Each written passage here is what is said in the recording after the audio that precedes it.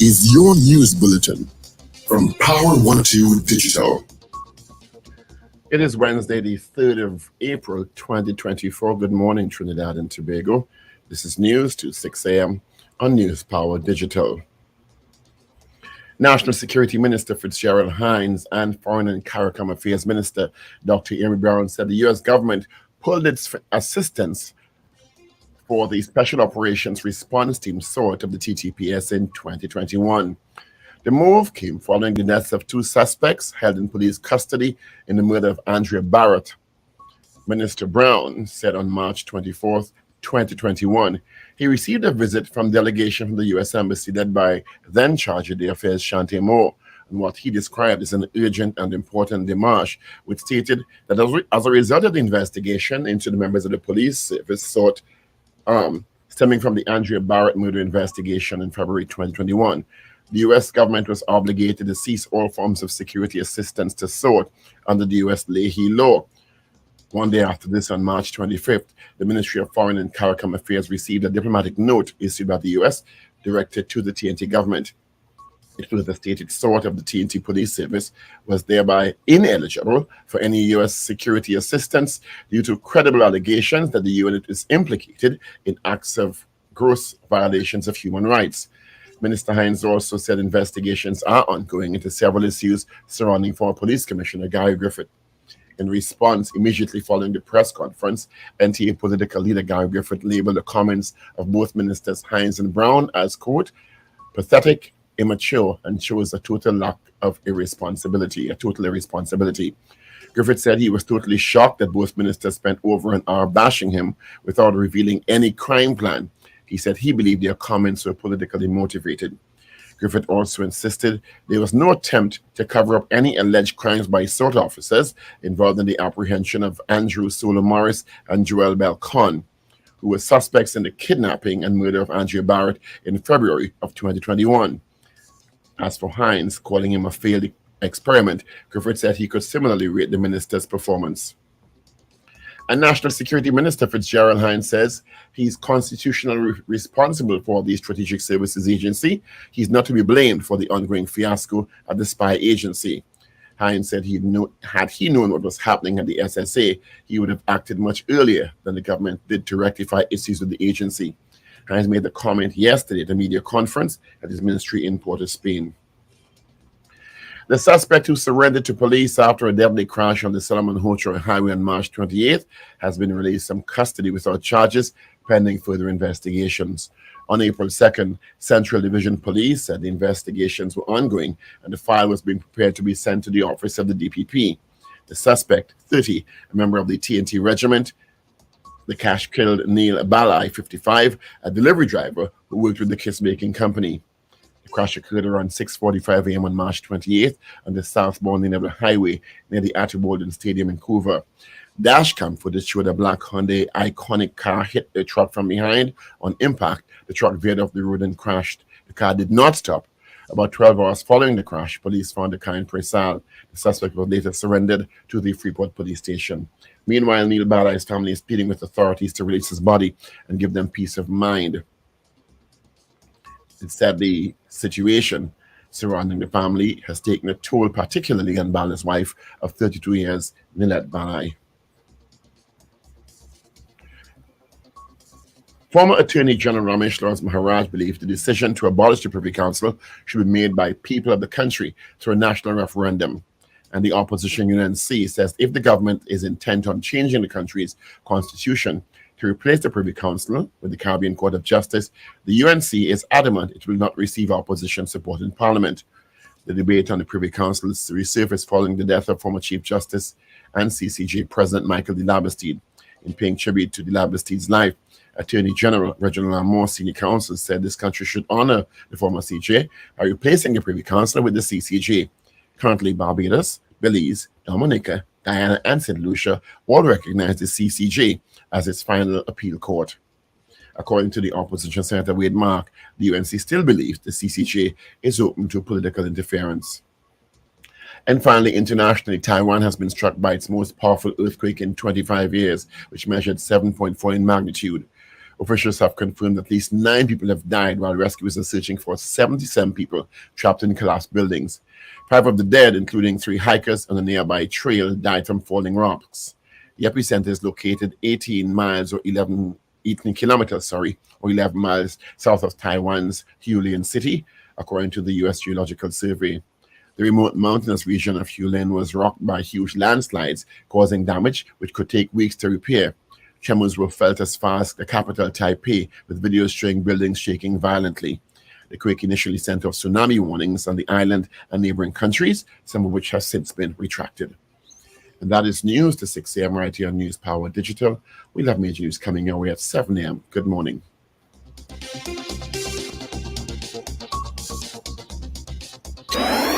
Up to date and credible. Power 102 Digital.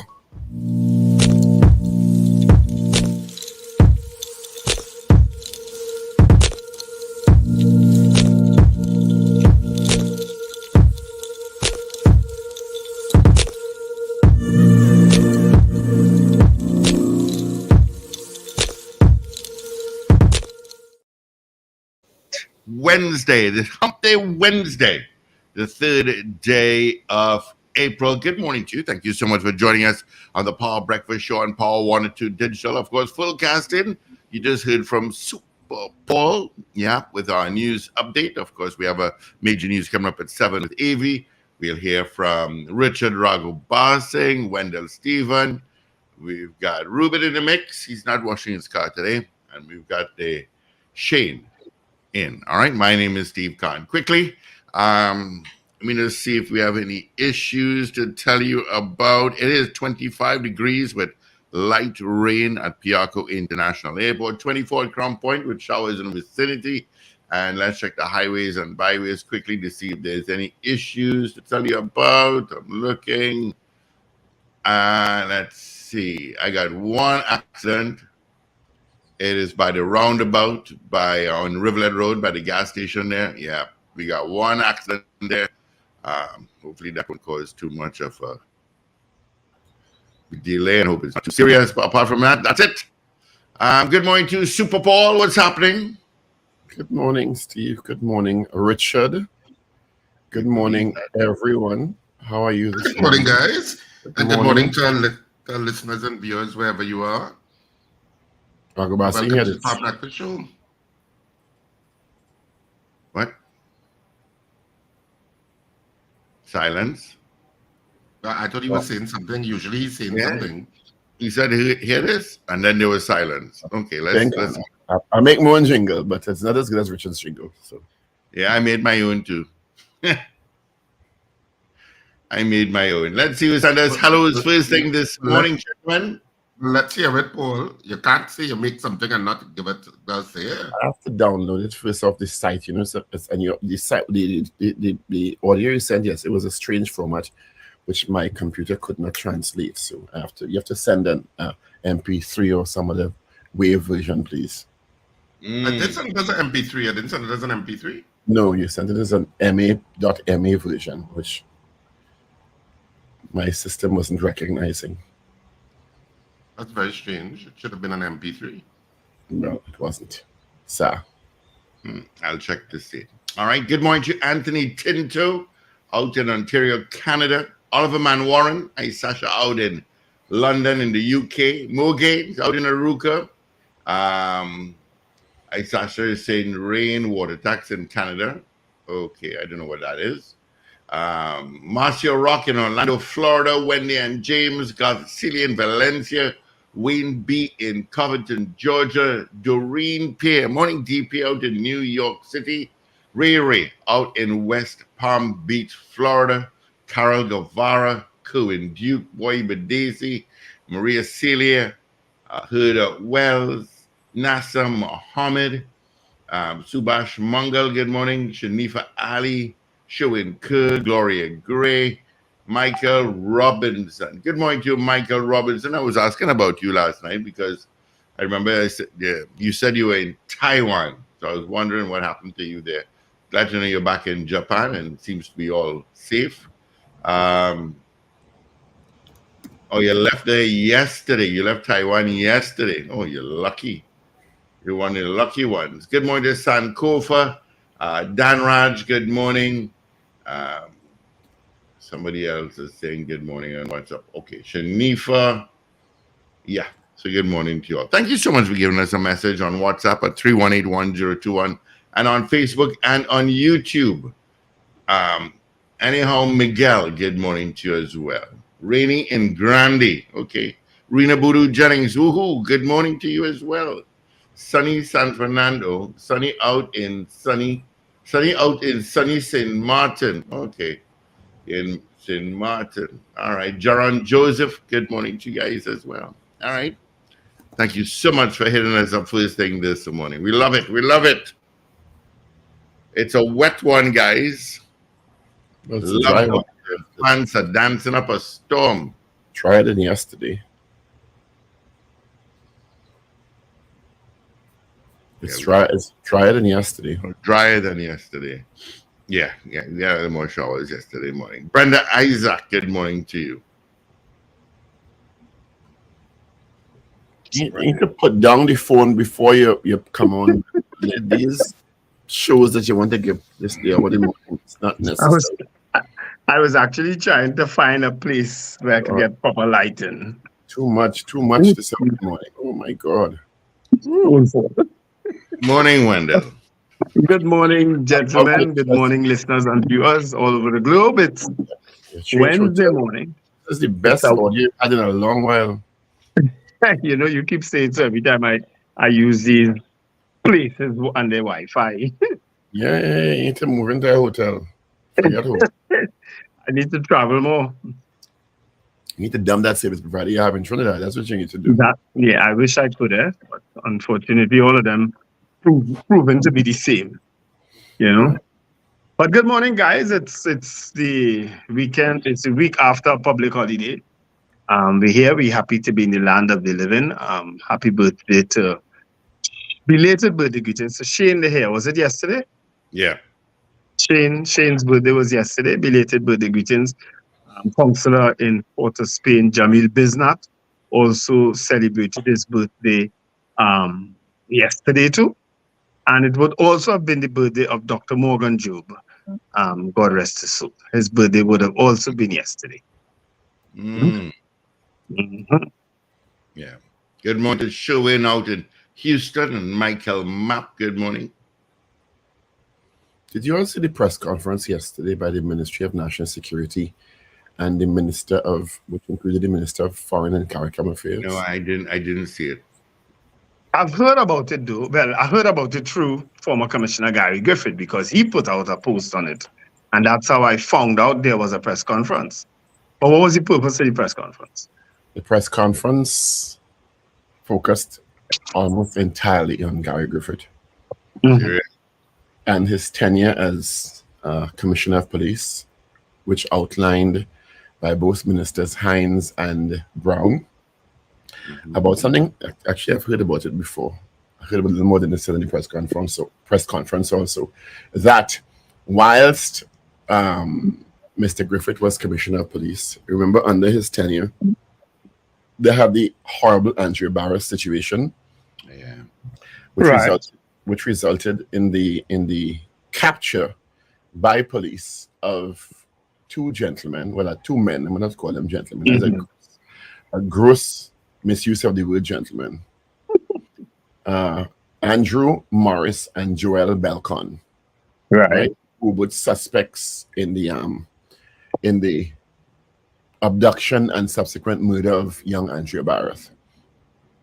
And then the men died, and there was a conversation about the men falling off a chair, which Mr. Griffith has subsequently denied ever saying, in reference to a statement made by the Prime Minister a couple days or weeks ago. Minister Hines read from a Newsday article which quoted Mr. Griffith as saying that while in custody, the men fell off a chair and was given something to eat and then died, or offered something to eat and then died. Mr. Griffith has denied he ever said that. but the newspaper is quoting him directly. So, I mean, Okay. So was it corrected then? I remember that whole talk about so men falling off here and yeah. so on. So, Yeah. so But we talk about it. We talk about it. we reference it all the time when We somebody dies reference in the custody of law enforcement in broad. Yeah. Minister That's Brown not- further okay. went on to state that because of that incident, the U.S. then charged the affairs Shante Moore, who I think is since not in the country because the substantive ambassador is here with Ms. Bond, right? Paid a visit to the Ministry of Foreign and CARICOM Affairs and identified some deep concerns articulated by the U.S. government stemming from an investigation by U.S. authorities into that situation, suggesting that through the investigations, the SWORD unit, which apprehended and questioned and in whose custody the men died, were implicated in acts that constitute gross violations of human rights. Of course, talking about extrajudicial killing. That's the implication, right? And if SWORD was not dealt with, the US government actually stopped their cooperation exercises with the Trinidad and Tobago government until they dealt with SWORD. You understand? It was as serious as that in Minister Brown's situation. He says the only time during his tenure he's ever heard of the US saying, if I ain't fix that, we're going to not deal with all you. And they quoted a law called the US Leahy Law, which ceases, the US was obligated to cease all forms of security assistance to any entity in any jurisdiction that is implicated in gross violations of human rights or improper conduct. Was all of this out of the press conference yesterday, Paul? Yes. Yeah, because I wanted to connect it to all of that and the issues with the SSA. It always seemed, at least, and I think we may have hinted at it previously, that there must have been some intelligence that came out of the United States, there in their national security infrastructure that would have also informed our national security infrastructure of what was going on in the SSA. It was never said. No, the SSA thing was as an aside yesterday. And I know. Well, yeah. Well, I mean, I didn't know because I didn't hear the press conference. Yeah, the main thing was on this, what you just said there about the SWORD issue, about the SWORD. and he also indicated, Mr. Hines, that there are ongoing investigations into issues surrounding former Commissioner Griffith. Of course, Mr. Griffith has responded in fairness. Let me say what he said, that he was shocked that both ministers spent over an hour bashing him without revealing a single crime plan. He says that the statements were by both ministers are pathetic, immature, and shows total irresponsibility and tantamount to politically motivated. He also insisted under his watch there was no attempt to cover up any alleged crimes by SWORD officers involved in the apprehension of Andrew Morris and Joel Belcon, who were suspects in the kidnapping and murder of Andrea Barrett. Hines called Griffith a failed experiment. Griffith shot back and said he could say anything about the minister's performance. The minister also played a clip attributed to Mr. Griffith on an interview on another station, where Gary is heard saying that the men cited Andrew Morris and Joel Belcon. They can't kill nobody again. I'm paraphrasing here, They can't rape and hit nobody again, which was kind of shocking to me to hear him say also as a former commissioner, because I do think the men died in police custody and had not had their day in court. You understand? Although there was significant evidence linking the men to Andrea Barrett's abduction and murder. So it was an odd thing for me to hear him say as a former commissioner, given the circumstances surrounding the deaths of the men and the fact that were they ever charged? No, they didn't reach that stage. Huh? Yeah, I don't think it reached there. Yeah, which makes it even more odd to say, well, they can't kill nobody again. You understand? What was that recently said? Or was an old clip? I saw the clip about a week or so ago, so I don't know how old it was, to be fair. Right. And Minister Hines said that he thought it was a flippant comment coming from a former commissioner to say something like that, because the men have not been proven guilty in a court of law. As I said, I don't even think they were charged. No. You understand? So And Griffith also said they wanted in connection with 60 or so other maybe charges or potential charges or issues. So, but in the course of our criminal justice process, suggesting that, well, even if you strongly think so, you understand, Richard, as in terms of law, that they can't kill nobody, is going a bit beyond what the law requires. Yeah. You know, so you because they're still innocent until guilty. But I don't even think they were charged. Somebody could correct me if I'm wrong. Please correct me if I'm wrong. They were charged yet or not, because it was I think they were being questioned so quickly. Yeah, and I don't even know if they got to the point of charging them. Yeah, I think they were still being questioned. And there's another piece of the pie that I understand that I know about that they didn't divulge yesterday. Right. Gary's messaged me. Now, let me just read it. Yeah, because let me just, before you read that, Paul, for the folks who are sending me message, including Mr. Griffith, I can't get them because I'm using the phone for radio.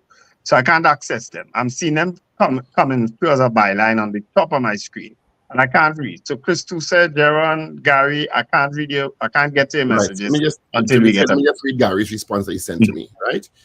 Over 100 police killings by several other units. So how come the US never mentioned those? They're full of it. And SORT never implicated, as up to now, not one person charged. So how implicated? The same court of law never charged anyone in SORT. So why suggest SORT implicated? Don't have double standard. That's Gary's message.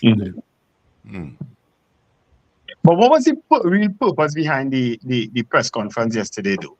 I forget what prompted it, to be very honest. I'm trying to forget what prompted it. Yeah.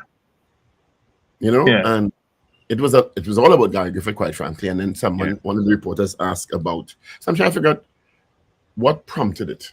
You know, because the Prime Minister said what he said before he left for Ireland in the press conference last week, Thursday, I do believe it was, or Wednesday, the post-cabinet presser.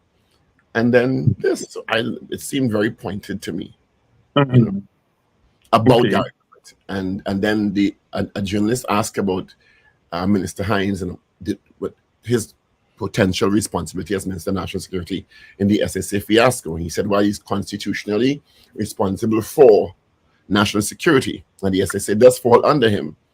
Don't blame him for the SSA fiasco, because had he heard about what was happening earlier on, he would have done what the government did, and the government took action as soon as they got information about what happened. So that might be a good poll to do this morning.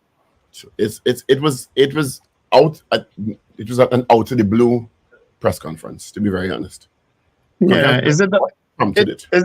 Is it that there's an investigation taking place into what happened on the SORT during that tenure, during that time, prompted by the U.S. authorities? Is that what they're trying to hint?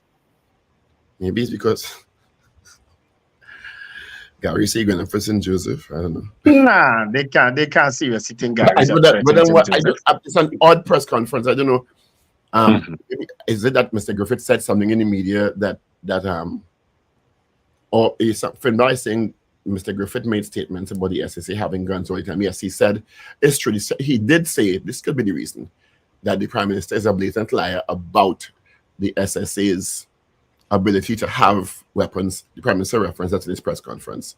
Yeah, and that they only got cabinet authority in November last year. Before cabinet approved it, and Mr. Griffith did counter and say that is not so. The Prime Minister is ignorant of the law, and I'm paraphrasing it. So, or you don't kill me. Well, I think maybe the press conference was because of that statement. Right. You know what wasn't clear in what was saying, and that was the part of the statement I agreed with former Commissioner Griffith, is that SSA, to be part of SSA and to do certain things, you had to be made an SRP, and naturally you would have been have access to a weapon then. But SSA, I would imagine, have non-SRP officers, non-police officers too, not so, non-precepted officers. So they are the ones who, is it that the cabinet only gave them permission recently to carry guns? Right. So you understand what I'm saying? Yeah. Well, what the issue is not just carrying guns. The issue is So because I don't know the law on it, so I can't say who's accurate or not. Mhm. The issue to me was the types of weapons that Mr. Yeah. Brown Yeah, eventually the returned high-powered to. weapons. It's not the fact that it was guns. I don't know if who is right and it's in the law, to be very honest. And I Yeah, imagine if you're an SRP, you'll have on some circumstances you have access to a firearm. yeah, So I yeah. don't understand why, as an SRP, even under the SSA, you'd have to get permission from the cabinet to carry a firearm. You understand? Because Well, you're an SRP. I'm sure my friends in the SSA will message me to say that, because I think Mr. Griffith countered it by saying the SSA has been in existence 15 years now, and surely they would have had officers who would have been carrying Who guns. would have been precepted? Yeah, yeah. So maybe Yeah. they'll message me and I'll get it on the break. I'll be able to read my messages on the 7 o'clock break. And of course, let's not pretend. It is a silly season on all sides. Oh, Yeah. gosh. Let's not pretend this isn't full of Politics. politics Mhm. on all sides. On all sides. Mhm. Paul, by the way, I sent you an email with the I saw it. MP3 I got file. it. Thanks. Yeah. Yeah. So only Paul get an email? You don't need it. Okay. Where you are and what you're doing. I wish I could walk. I wish I could walk on the road with my camera on so you can see where I am. Wait, just tell us where you are. Nah, I can't tell you. Why you can't tell us? People could take flight and follow me. I don't want that.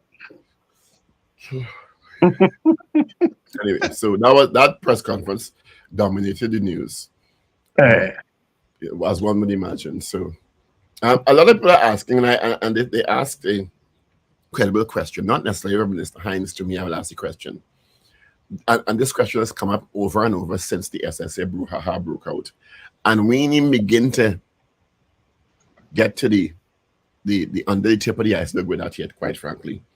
But I guess when retired Brigadier General Spencer finishes his audit, hopefully we get more information, because no secret if everything is around these times. That it's seemingly, what was the oversight mechanism for this agency? And we asked this question before. Mm-hmm. So to say we, the government, didn't know, and we had no way of knowing is one thing. That might be true. You understand? But shouldn't you have known that this craziness taking place? Let's say you had no mechanism. Shouldn't you have a mechanism to know and to have a red flag go off and indicate to at least the National Security Council that something is going awry in the country's top spy agency? Yeah. It's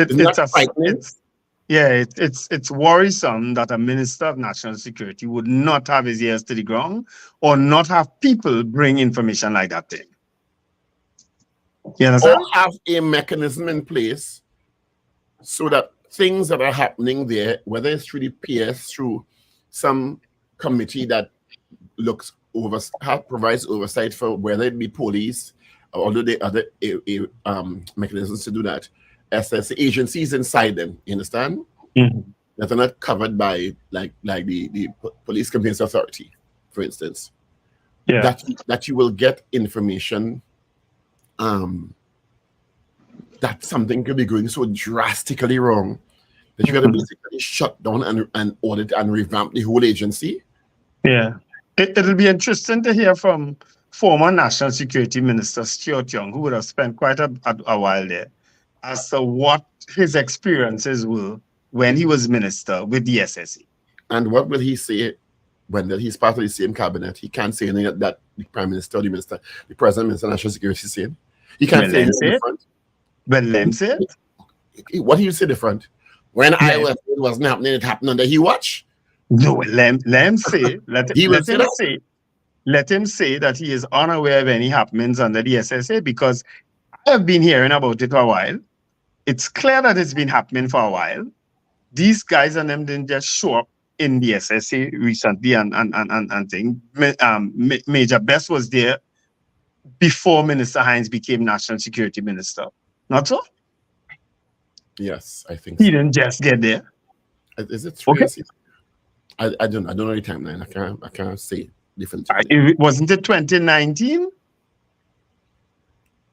Who? Major Best was as appointed head of the SAC. I think so. I can Yeah. stand. So that would have been under Minister Stuart Young's tenure. What prompted the SSA shakeup, Edward Ali Young, is my understanding is credible evidence was taken to the National Security Council. About a threat, and Richard would say it. Richard, you could finish the lines. Not old talk, not intelligence, concrete information that things have gone awry. Let's use Richard words, a threat to national security. And they're Richard kept saying quoting the Prime Minister. Yeah, that's what the Prime Minister said, yes. I Yeah. think the Prime Minister and Minister are saying that Major Best has questions to answer. Naturally. They're saying it now, outward Linson. Mm-hmm. So, I mean, can't wait for this order to finish. Now that I think we'll ever find out what fully went wrong. I was just going to say that. I don't think we'll hear anything more. I doubt very much we'll hear anything more. I just don't understand how there can be no oversight mechanisms in significant arms of the national security apparatus. Given around the world how security apparatus personnel in many countries at all levels, top secret, middle clearance, whatever, tend to have one people going awry from time to time. Going rogue, you understand? Mm-hmm, mm-hmm. It seems human nature. And the fact that it seemingly took so long and so much could have happened before it comes to the attention of the National Security Council is extremely worrying. Didn't I say that last week? That we have had evidence, we have had instances all over this globe of rogue state agencies, especially security agencies, that have eventually resulted in assassinations of leaders of countries and so on. We have had that, You're absolutely right. Yeah, we have had that. Including the one that, anyway. The one that get them information. You understand? Including the jurisdiction that give them the information. Yeah. About worrying goings on. Who could be more worrying than their actions around the world? Exactly. You understand? Who? Yes, the more things change, the more they stay the same. You understand? The more things change, the more they stay the same. It is a very, very, very worrying development, is what I would say. Very, very disturbing. And as I said, I don't think we will ever really hear what happened.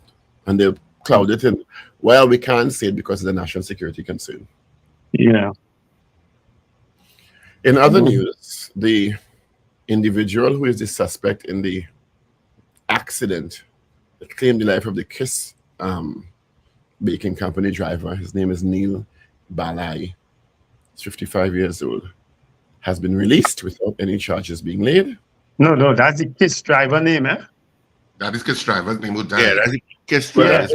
maybe I didn't communicate properly because they have not. You needed to put some punctuations in They there. did not name the TNT regiment person. The person who died is Neil Balai, Yeah. Kiss driver, right? Yeah. And because the suspect who turned himself into police was not charged, he's not going to be named. Wasn't he named though in an article? I know. I remember a name. It's a 4-letter name. I remember a name being mentioned.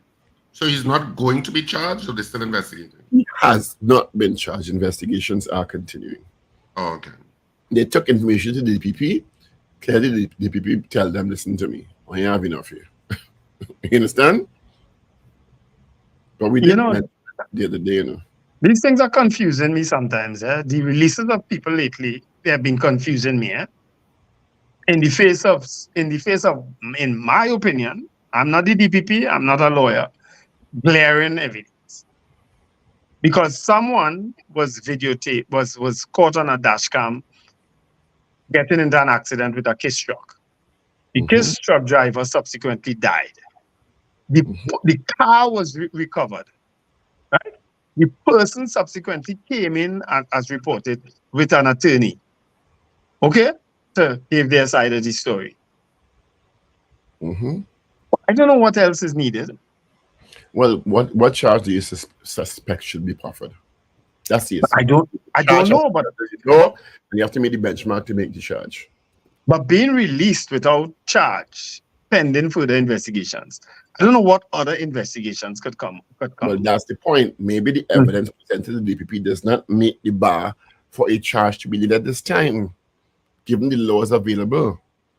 People say that, but it has to meet a particular bar to be charged under a particular law. So I understand all that. Yeah, but you have to be certain of who was driving. In terms of the accident, who's culpable. You'd have to, build your case from there. If he was reckless, if it's reckless endangerment, you understand?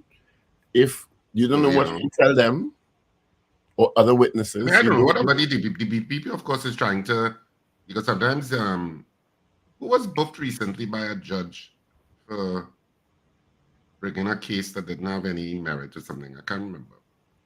But police do that all the time. We know police do that all the time. Police do that all the time. Police can sometimes charge people when there's absolutely no reason to charge them. Sometimes, we know that for a fact. Yeah, sometimes we know that. Sometimes it's curious and ridiculous. So that's it. Depending on the charge that people think should be proffered. Yeah, if the DPP is involved, the DPP will probably tell them, look, you all need to do further investigation. I'm not satisfied that this meets the level of to surpass the benchmark of reasonable doubt. For the particular charge being considered. Yeah. Listen to me. We had the head of PSB, who is now a deputy commissioner of police, charged for driving, reckless driving or something. So driving endangering the life of someone because it is alleged that someone was knocked down, they got a broken leg, and so on. And the head of the PSB, who was just appointed as deputy commissioner of police, was charged for that. I don't understand your point. Because different evidence was presented there that the DPP thought the charge should be laid. We bring in two different cases, two different scenarios, two different bits of evidence, categories of evidence presented to the DPP. The DPP on that case thought well, enough evidence has been presented to substantiate this particular charge being laid. What did that have to do with this? Try and get the DPP on the show now. Let's find out. He won't talk? No, the DPP. But no, the DPP did.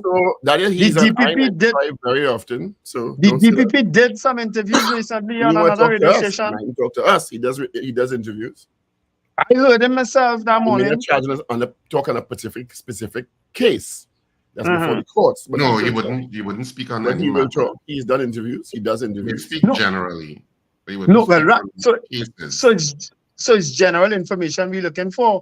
How do you arrive at these certain decisions to lay charges? What reaches the benchmark? Go to law school.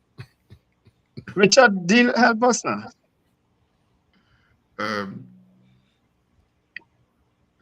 We're interviewing you now, Richard. We could reach out. I mean, we could reach out to Roger Gaspar. See what he says. Yeah, China, man. You get. Listen to me. You have a thing going viral right now on the internet. You know, you Paul Richards, by getting a certain pastor. Get the DPP now. You have links. You have links too. You have links. You have bank card. You have MasterCard.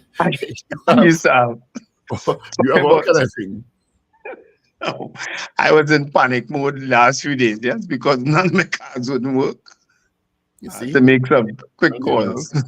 You're going to the higher end, you see, so that, you know. What else is happening in the UNC? What bacchanal? They call elections? They call the internal elections? Not that I've known of. Steve, UNC called? No, they have not, Wendell. How do you stop proving an incident where Sode was injured after he allegedly stepped in front of a moving PTSD? Oh, I ain't done with the UNC. You switching topic already. Because I answered the question. No, didn't. Go ahead. Yes, the chairman of the Naparima constituency also joined the fray in calling for elections. That's the chairman of the constituency with Rodney Charles. No surprise there, though. You understand? And I thought I heard some rumor that elections were being called, that a date was given in July or something so. Where did that come from? Didn't I hear that? All you from you asking me what you hear? Well, all you're not PNM, you asking so us what you hear? I can answer for PNM. I can't answer for nobody else. So wasn't the date called, gentlemen, about the UNC elections? For the first time? You NATEX members. No such information. The three all you from NATEX. Was a date called?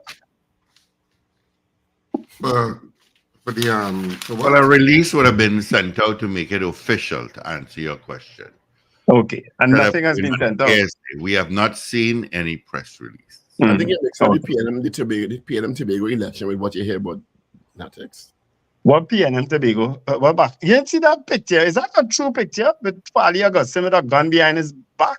I cannot independently identify it was not. We don't know if it's real or not.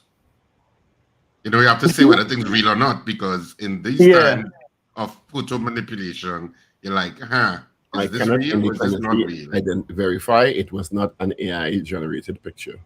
I got it from more than one person, and I'm saying, that's really Fali with a gun behind his back, well, sticking his backside? Because it's not even in his waist. It's almost like if it was. Stop while you're ahead. Quit while you're ahead. Quit while you are ahead. You could stay out there and avoid extradition, you know. So quit while you're ahead, please. I know where your mind is going. And oh, goodness. I just hope the gun didn't. I'm happy the gun didn't go off, is what I will say. Yeah, because we interview people where gun went off and shoot them, you know. And that the positioning of that weapon, if the picture is real, is very if that gun goes off there, he'll either way he'll be in pain, but he'll either enjoy it or he won't. They have an article on you here today in the papers, Paul. Senator slams discrimination, Trinis with disabilities suffering. They give you a whole separate article, you know. You will make a news now. Right. They're on you know. They're following you. Anybody has our dailies? And his phone is tapped. We know that for sure now. They're on to you. They're on to me. Yeah. He says he hears strange noises sometimes. I do. I'm talking to somebody, and I tell you, in the last years now, you just hear the call go hello. And I just say good morning, SSA. Look, as I hear it, I say good morning, SSA. Look now, the day when he bring the roti for me, the very big roti, when he bring the roti for me, he drive up inside my driveway. I say, what this man doing? Why you don't leave that car outside? Next thing you know, they follow him straight here and say, oh, so that's where he just go. You start getting some strange visitors to the rum box. Strange cars passing up and down Western Main Road looking in. This is a place of interest. Because mind you, I did the whole Chief Justice entourage end up inside that driveway. You know? When he come to buy some wine a day, everybody back up inside us. And when the people pass it, they see it, all this drama on the main road because you know it's not a block traffic thing for that time, right? Is that your way of saying the Chief Justice is a client of yours? Yeah. A proud one. There you go. He's patronizing the rum box. Yeah, man. All we need now is for Dr. Rowley and President Kangaloo, and you're covered. Yeah, good. Yeah, good. And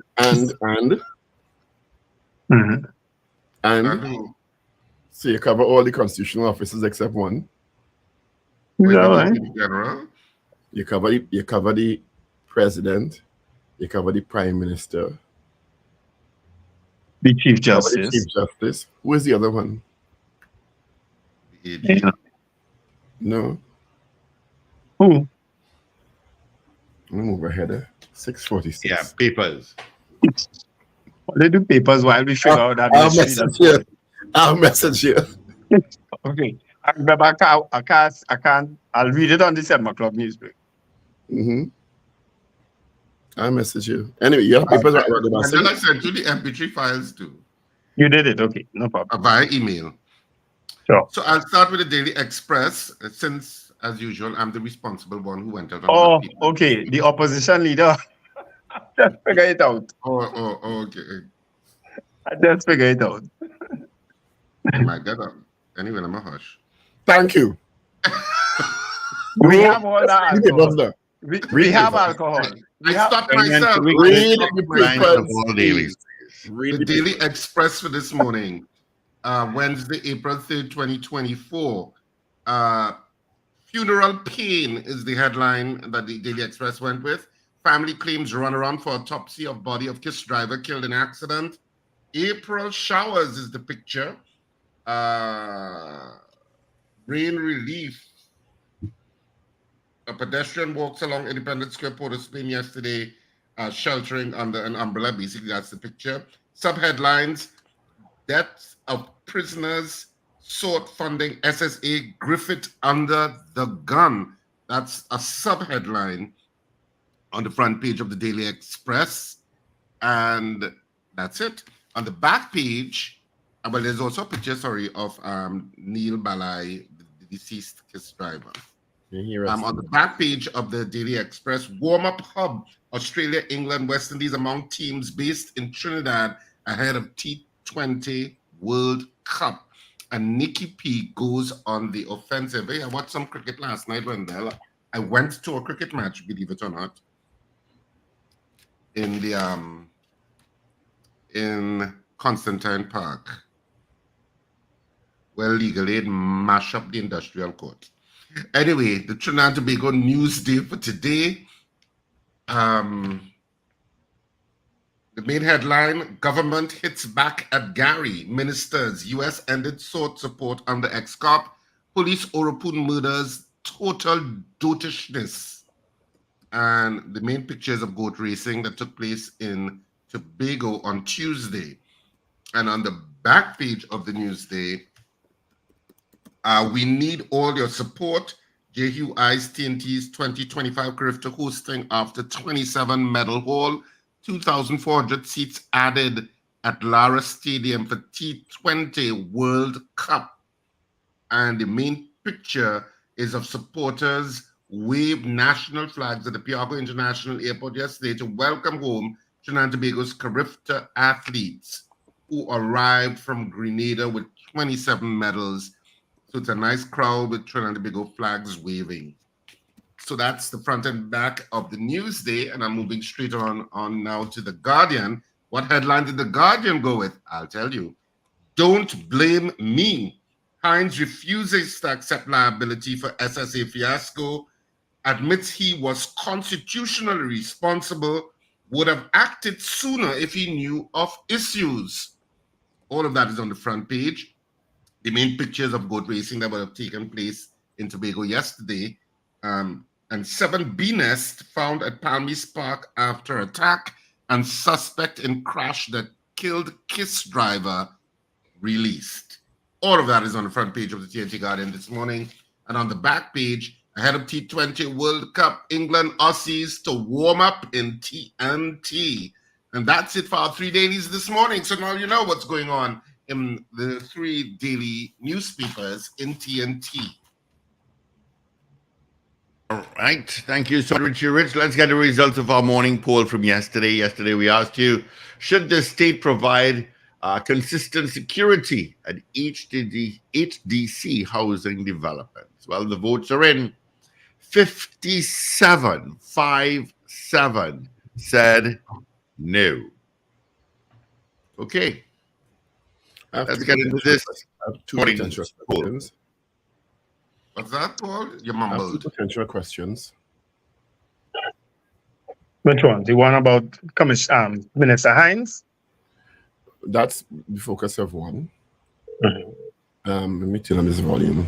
The first one is: do you think, according to Mr. Griffith, the national security press yesterday was politically motivated? Do you think the NatSec presser yesterday was politically motivated? That's one option. And two, should the report of the audit into the operations of the SSA be made public when completed?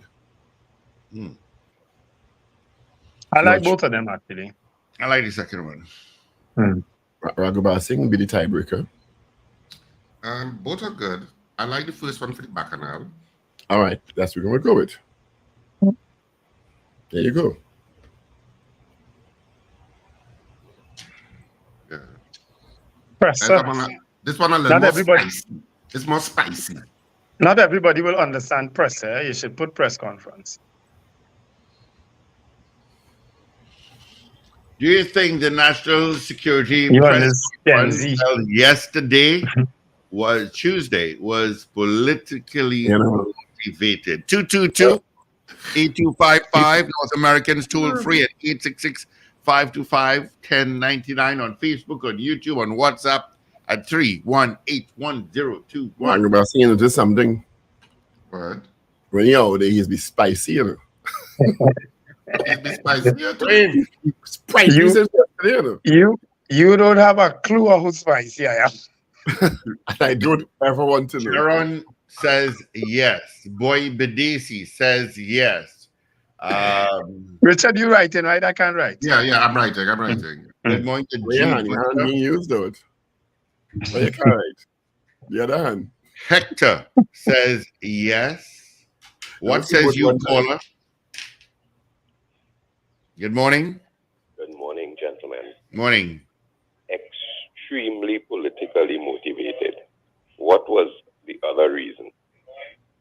Okay. We don't have the word extremely in there, though, but we'll take your vote. Yeah. That'll be a yes. All right. Thank you.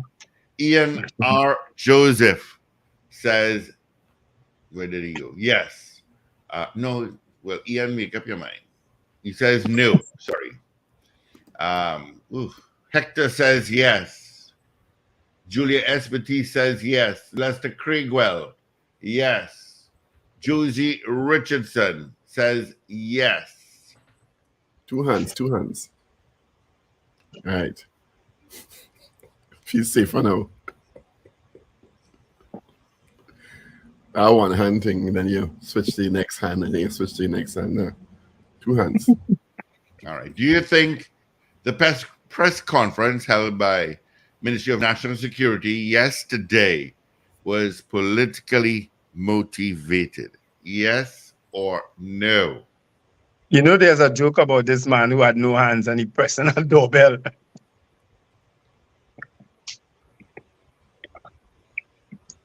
All right. 222-8255, toll free North Americans, 866-525-1099. WhatsApp at 318-1021. All right. Richard, you know that joke? No, Wendell, I don't. I do not know that joke. Jacques Clark says no. Mogain says yes to the poll. You want to play a little piece for the press conference? Have them downloaded now. Or we'll do it after 7. Trini Jam says definitely yes. We'll do it after 7. I'll play it after 7 pieces. So. Right. Wayne B says no. What says you, caller? Good morning. SWOT has been disbanded for more than 2-3 years now, and the same thing with the incident. That happened more than 2-3 years ago. Obviously, it is politically motivated. Right. So that's a yes. Thank you. Wayne Joseph says no. Adrian Cotto says no. Sangri Grandi, good morning. Good morning, gentlemen. Sandy Grandi. Maloney Bologna, yes. All right. Thank you. Baloney. Derek Hendrickson says no. Thank you, Derek. Oh, good. Show sweet, yes? Let me tell you. Sweet again. Audience is the best.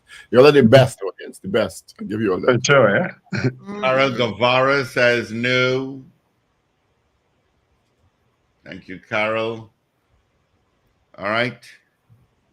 Do you think the press conference held yesterday by the Ministry of National Security was politically motivated? Yeah, that's our poll. 222 Talk, 222-8255. North Americans toll free, 866-525-1099. People on the web and the app and all our streaming platforms. Send your votes via the comment section on whatever platform you're on. And of course, you can also WhatsApp your vote at 868-318-1021. You know, we could have spiced up. Says no. Finbar Collins. You see that name? What name is that? Steve Khan? Michael who? You can write it on your screen. Michael Mapp. No, I can't access my screen from my phone. Michael Mapp. M-A-P-P, Mapp. Yeah. Remember that name?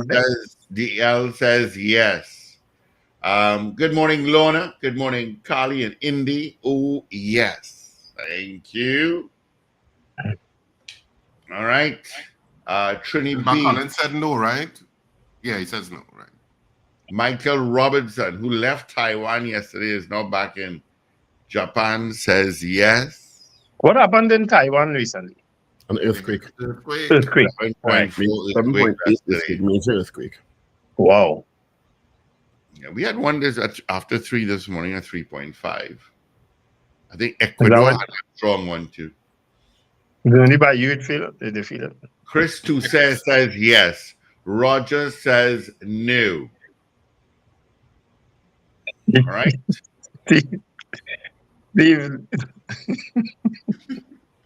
Carry on, get off the bed and he say, oh Lord, earthquake. You know, because the bed shake a little bit. You know, I couldn't see it. No, I saw the email that came. Oh, and Malik says yes. Bitter Paul again. Paul, bitter. Did I do Roger? Roger says Ragoobarsingh says it with a smile, and you'll laugh. But Steve ignoring him. That's the email I got, so you all can talk. The email came from Don't make me have a press conference. You're moving off the bed. Ish out in Malik says yes. 9 people died in that Taiwan earthquake. Ooh. 9. Yeah. The count is 9 thus far. Yeah, and but I'm sure it's going to increase. Looking for 70 people who are trapped in buildings. Collapsed buildings. Wow. Good morning, Wayne Joseph, Beauty Culture. Rena Budu Jennings says no. Do you think the press conference held yesterday by the Ministry of National Security was politically motivated? Yes. That's our poll this morning. All right, send us your vote. Yes or no is all we want. Let me give you another joke. So when the videos go up, YouTube does something called highlights, right? Mm-hmm. And they give you analytics to tell you what parts doing well and stuff. You know what parts do well all the time?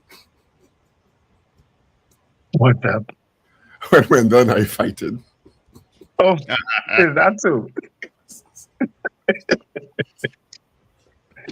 I didn't know that. You have to show me how to access that. Hmm? You have to show me how to access that. You have Which to be means I come back on my rumbox again. That's what I do. You try to give it on my rumbox again. You say I drive up in your driveway and people go come and follow you and that kind of thing. Now, this time bring a mini roti here. I don't do well with those big ones. You don't do well with I can't eat the whole thing. I end up cutting it. You don't like big rotis. I gave half. I cut it and gave half. You share roti with half. Yeah. Because you can't handle the big one. No, I can't handle the big one. And it's beef first, so you need to have some power.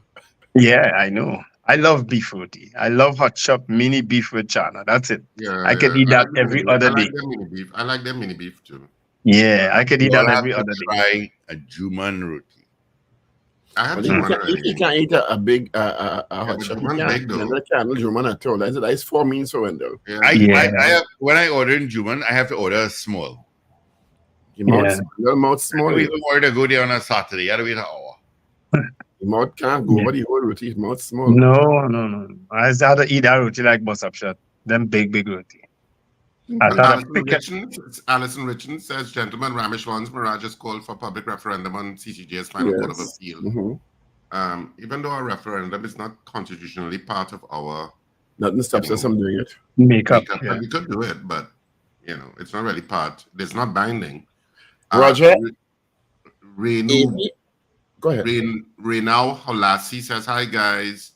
Hope all is well with Power 102 FM. DJ Ray. Yeah. I have been trying to do a podcast for months now, but she's been eluding me. Who's that? Gentlemen, we got to run into our major news.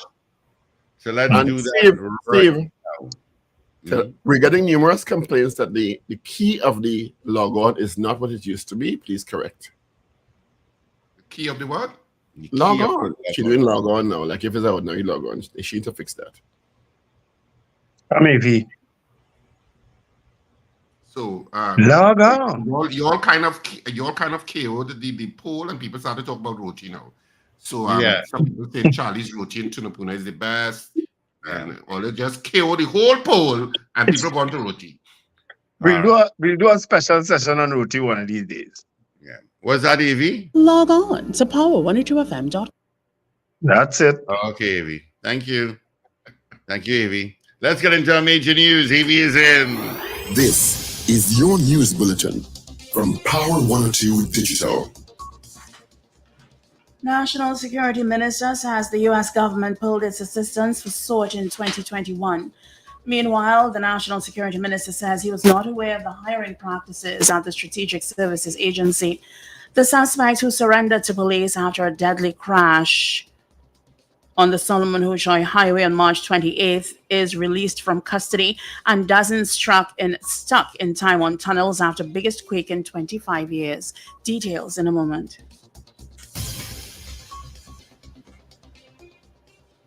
This is news to 7 o'clock on Power 102 Digital. I'm Avril Sentil-Bab. Good morning. National Security Minister Fitzgerald Hines and Foreign and CARICOM Affairs Minister Dr. Amory Brown says the U.S. government pulled its assistance for the Special Operations Response Team, or SORT, of the TTPS in 2021. The move came following the deaths of two suspects in the murder of Andrea Barrett while in police custody. Minister Brown said on March 24th, 2021, he received a visit from a delegation from the U.S. Embassy led by then Charge d'Affaires Shante Moore on what he described as an urgent and important démarche, which stated that as a result of the investigation into the members of the police service SORT stemming from the Andrea Barrett murder investigation in February 2021, the U.S. was obligated to cease all forms of security assistance to SORT under the U.S. Leahy law. One day after this, on March 25th, the Ministry of Foreign and CARICOM Affairs received a diplomatic note issued by the U.S. directed to the TT government. It further stated that the SORT of the police service was hereby ineligible for any U.S. security assistance due to credible allegations that this unit is implicated in acts that constitute gross violations of human rights. Minister Hines also revealed that investigations are ongoing into several issues surrounding former Commissioner Gary Griffith. Well, in response, immediately following the press conference, NTA political leader and former police commissioner Gary Griffith labeled the comments from Minister Hines and Brown as pathetic, immature, and showing total irresponsibility. Griffith said that he was totally shocked that both ministers spent over an hour bashing him without revealing a crime plan. He said he believed their comments were politically motivated. Griffith also insisted that there was no attempts to cover up any alleged crimes by SORT officers involved in the apprehension of Andrew Solo Morris and Joel Belcon, who were suspects in the kidnapping and murder of Andrea Barrett in February 2021. As for Hines calling him a failed experiment, Griffith said that he could similarly rate the minister's performance. Meanwhile, the National Security Minister says he was not aware of the hiring practices at the Strategic Services Agency. He says that he could not have known details relating to the specifics pertaining to individuals employed at the SSA. Hines made the remarks while speaking during a news briefing held on Tuesday at the Ministry of National Security in Port of Spain. Hines also commented on officers of the SSA being able to carry weapons before November 2023. He said this move was granted under the tenure of former police commissioner, and this matter is under investigation. have known who the SSA was hiring, whether it was members of one church or next, whether it was members of one family or next. I could not have known that. As a matter of fact, had I known that, I may have stopped it. We have now been told, and this is what is surprising the Prime Minister and like me and those who know, that officers of the SSA were allowed long before November the 1st to keep and carry weapons. Hence the reason for the Prime Minister's expression of surprise. We are now aware that it was he who made those 4 military type weapons available to the SSA before the 1st of November 2023, a matter which I am aware is in itself under investigation. Recently, a former spy and pastor revealed serious allegations in the public concerning him serving as an SRP at the SSA, claiming his cover was blown. In earlier March, former SSA Director Roger Best was sent on administrative leave. Former ambassador to the U.S., Brigadier Anthony Phillips Spencer, was then appointed to the leadership position. The suspect, who surrendered to police after a deadly crash on the Solomon Hochoy Highway on March 28th, has been released from custody without charges pending further investigations. On April 2nd, Central Division Police also said the investigations were ongoing and a file was being prepared to send to the Office of the Director of Public Prosecutions for advice. This year, the 30-year-old suspect is a member of the TNT Regiment. The crash killed Neil Balai, 55, a delivery driver who worked with the Kiss Baking Company. The crash occurred at around 6:45 a.m. on March 28th on the southbound lane of the highway near the Atto Bolton Stadium in Couva. Dashcam footage shows a black Hyundai Ioniq car hit the truck from behind. On impact, the driver veered off the road and crashed. The car did not stop. About 12 hours after the crash, police found the car in Presal. The suspect later surrendered at the Freeport police station. Meanwhile, the family of Neil Balai is pleading with authorities to release his body and give them peace of mind, as his funeral is being delayed pending an autopsy. Balai's relative Nadira Dilip Singh said an autopsy was supposed to be performed over the weekend, but the body was taken to Simpsons and Sons Funeral Home in Karipichaima, and the family was told there is a delay in taking the body back to the Forensic Science Center, Federation Park, as it had to be escorted by police. Dilip Singh said the runaround the family is facing has taken a toll, especially on Balai's wife of 32 years, Nilette. You are listening to news on Power 102 Digital to 7 o'clock. Further afield, Taiwan has been struck by its most powerful earthquake in 25 years, which measured 7.4 magnitude. Officials have confirmed at least 9 people have died and over 800 are injured, while rescuers are searching for more than 100 trapped. 5 of the dead, including 3 hikers on a nearby trail, died from falling rocks, according to officials. The epicenter is located at 18 kilometers or 11 miles south of Taiwan's Hualien city, according to the U.S. Geological Survey. The remote mountainous region of Hualien was rocked by huge landslides, causing damage which could take weeks to repair. Tremors were felt as far as the capital, Taipei, with videos showing buildings shaking violently. The quake initially set off tsunami warnings on the island and neighboring countries, some of which have since been retracted.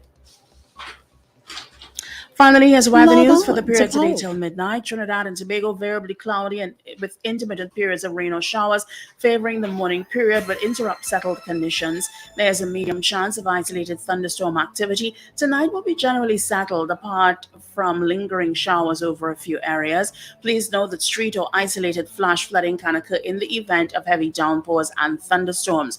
You can expect a temperature high of 29 degrees Celsius, both at Piarco International Airport and Crown Point in Tobago. Currently, it is 25 degrees Celsius at both localities. Recapping your headlines to 7 o'clock, National Security Minister says the U.S. government pulled its assistance for SORT in 2021.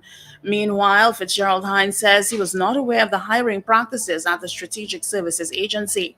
The suspect, who surrendered to police after a deadly crash on the Solomon Hochoy Highway on March 28th, is released from custody, and dozens stuck in Taiwan tunnels after biggest quake in 25 years. I'm Avril Sintilbab. That was news to 7 o'clock on Power 102 Digital.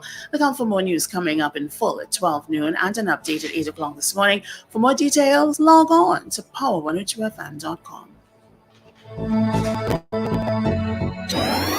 Up to date and credible. Power 102 Digital. All right. Thank you, Avril, for our major news. You can join her again come at 8 o'clock this morning for our news brief. Take a look at what's happening traffic-wise. O'Meara Road is pretty sticky this morning. Traffic from Trin City towards Uwe, and then from Swim Call on the Beetham heading to Port of Spain. Nothing out of the west. Take a look at the Solo. Riverland Road is a heavy spot. You got some volume from San Fernando towards Claxton Bay. And that's it. Chagonis Main Road is a bit heavy too. All right, quick traffic update for you. Hope it helped you out. Let's see if we have any more votes. Let's see. We got that.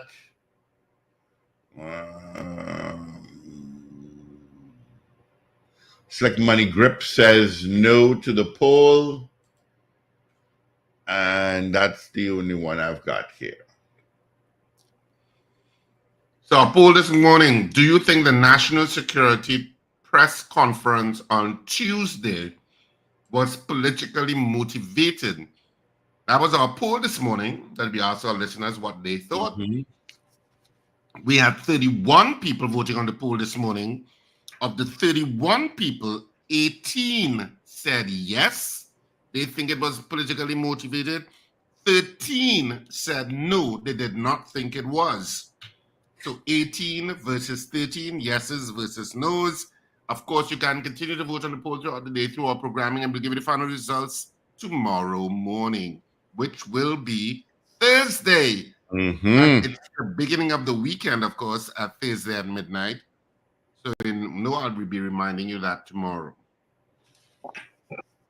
Let's wish David Wares happy birthday today. Today's David Wares. Happy birthday, Yep. David. Happy birthday, David. David Happy is an birthday, ardent fan. And my neighbor, Mrs. Laura Cabrera, she's also celebrating her birthday today. Happy birthday, Mrs. Cabrera. I just got access to my other phone that I can see my birthdays. But I still can't see your messages. People, I would have gone through all my messages at 7 o'clock to respond. So good morning to you wonderful people who continue to reach out. All right. Reminder, if you start... Richard, I enjoyed that little tune. How did you come about that? AI. You did that? Yeah. Okay.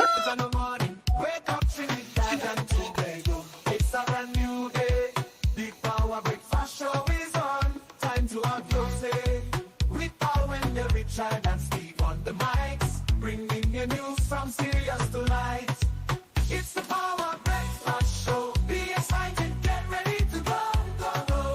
From local stories to global news, we got it all, no time to lose. No time. From Port of Spain to Scarborough, we got you, ooh, you. New York to London. It's impressive. All right, gentlemen. Well, we do have our guest online. Let's welcome to the Power Breakfast Show Mr. Clive Clark. He is the Transport Commissioner. So good morning to Mr. Clark. How are you? I am fine, thank you. Good morning to you and your listening audience. All right. And of course, on the show this morning, we have Dr. Paul Richards, Richard Ragoobarsingh, and of course, Wendell Stephen. Morning, Mr. Clark. Morning, Mr. Paul. I am fine, thank you. Good morning, Mr. Clark. So I've seen licensing officers out for the last 2 or 3 weeks, and for some reason, the public is upset. I saw a newspaper article quoting you saying you all are unmoved by the demonstrations. Give us a sense. Isn't this a normal time for licensing officers to be out, or isn't any time can licensing officers not go out at any time to ensure that people are complying with the law?